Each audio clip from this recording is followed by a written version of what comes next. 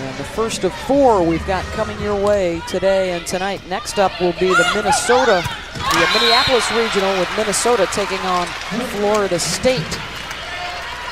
Well, it's interesting. Neither coach changed, or what we call spun the dial, decided to swing the lineup around. You can start your players in any of 6 positions, but Chudra is still left front for Cal.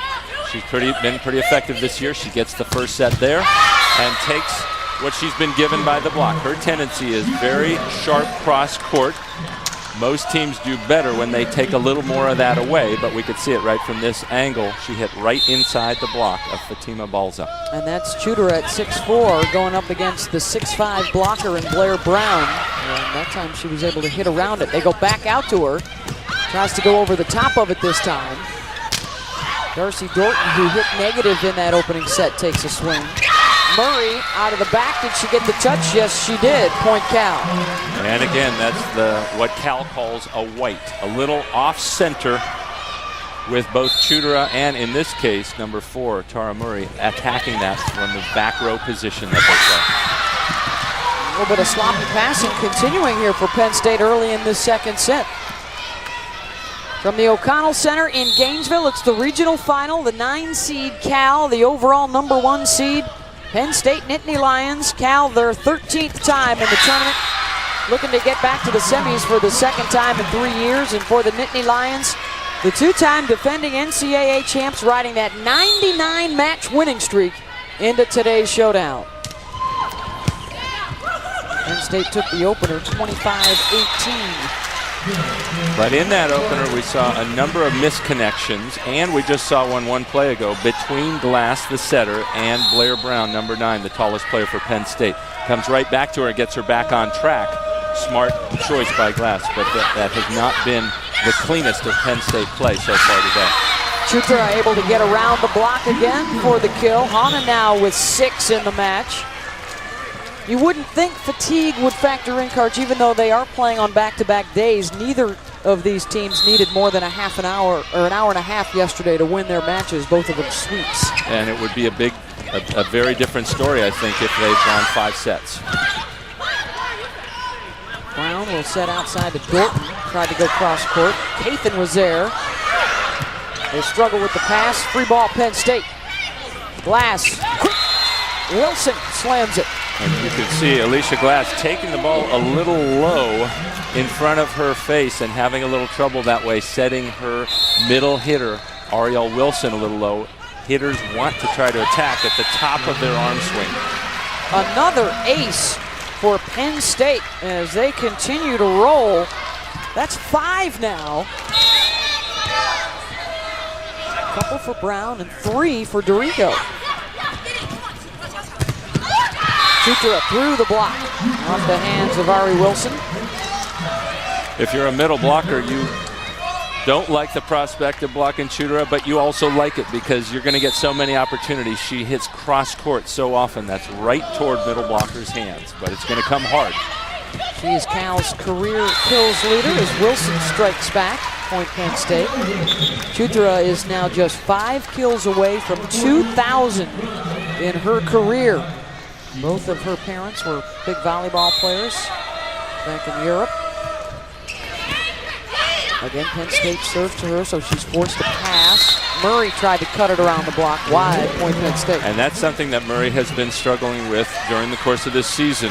As an outside hitter, she's only hitting 167. That's quite low for a top team. She has to aim for the court more. Little finesse shot that time from Murray and got the kill. A former high school player of the year out of the state of California. Yeah, nice adjustment. She misses a play, so she hits the next one in softly off the block, down for a kill. Both of her parents were outstanding college athletes as well as her older sister. Played some college volleyball. Hodge finds the seam. Megan Hodge with the kill. And one of the leading candidates for National Player of the Year honors now has 6 on 10 attempts. She's hitting 500.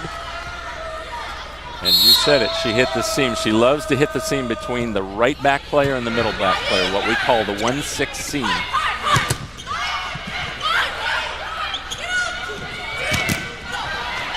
Hodge got a piece of that to slow it down. The back set, looking to Johnson. Point Cal. Coach Feller talked about what a nice surprise Johnson has been. He didn't expect her to have such a whippy arm. He said it's like snapping a towel, and the thing she's learned in the last month is hitting that line shot. That has opened things up for her, just like on that last occasion. Megan Schmidt on to serve. Brown out of the back row with the blast. Point Penn State. And that's something you don't see in women's college volleyball hit that effectively, but Brown, one of the best at it. Some will call that a D set. It's in the along the right sideline, and she just crushes that one cross court. And with those long arms and legs, she's almost at the net, attacking out of the back. They go outside to Hodge this time for the kill. And nicely run by Glass. So one time she sets behind her, over her head to Brown, the backcourt. The next time she goes to Hodge, she has opponents and blockers running all across the court. That one missed wide. Point Penn State as Hodge continues to serve. And that set was a little inside. That's probably the biggest challenge for Murray, is getting herself in a good position to play the ball. If the set's very well located, she hits effectively, but we've seen her hit 2 of the last 3 out. Stuffed by Hodge, the big block for Penn State, and now they are on a roll here with Alicia Glass serving. 4 in a row on the Glass serve, and that forces the timeout from Cal. Hodge with the offense and the D.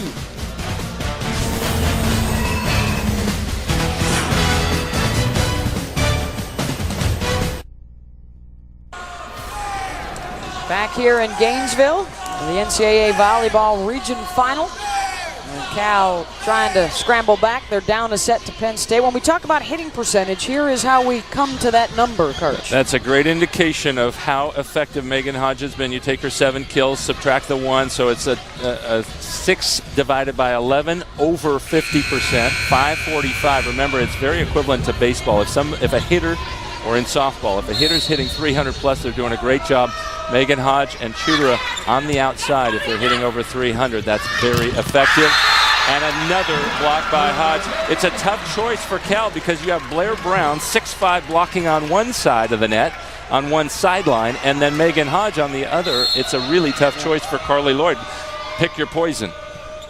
She's only 6'3" in comparison to Brown, but when she touches 10-10, she can put a pretty high roof on it. And so what she chooses is a different thing. She goes down the middle of the court away from those 2 strong end blockers, sets Chudra out of the back row, and goes toward what may be the weakest blocker of those 3, Fatima Balza. Terrific adjustments by not only the coaching staff, but these senior players too that have been through the grind now for the last 4 years and have gone deep into the NCAA tournament, played in a lot of these